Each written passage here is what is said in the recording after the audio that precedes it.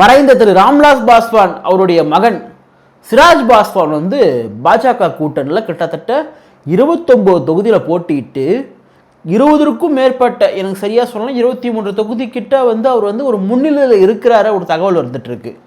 அங்கே பீகாரில் ஒரு பட்டியல் சம மக்களுக்கான கட்சியாக, இன்னும் சொல்லப்போனால் இந்தியா முழுக்க இருக்கக்கூடிய ஒரு பெரும் தலித் கட்சிகளில் முக்கியமான ஒரு கட்சியாக இருந்தது லோக் ஜனசக்தி. ஏன் நான் சுட்டி காட்ட விரும்புகிறேன்னா, பீகாரில் ஒரு தலித்துக்கான ஒரு கட்சியாக பாஜக அவங்கள வந்து கூப்பிட்டுருக்காங்க. ஒரு தலித்துகளுக்கான ஒரு கட்சியாக தான் பார்க்கப்படுது லோக் ஜனசக்தி. அந்த லோக் ஜனசக்தி பாஜக கூட்டணியில் 29 தொகுதிகள் பெற்று கிட்டத்தட்ட 20க்கும் மேற்பட்ட முன்னிலையில் வந்து இருந்துட்டு இருக்காங்க. ஆனால் தமிழ்நாட்டில் ஒரு தலித் கட்சி என்று சொன்னால் பெரும் கட்சியாக இன்றைக்கு விசிகா பார்க்கப்படுது. அந்த விசிகாக்கு குறைந்தபட்சம் ஏம்பா அங்கே வந்து 243 தொகுதி என்று சொன்னால் தமிழ்நாட்டில் 234 தொகுதி இல்லையா? அப்போ அங்கே வந்து நீங்கள் ஒரு 29 கொடுத்தா அட்லீஸ்ட் ஒரு 15 கொடுக்கணும் இல்லையா விசிகாக்கு?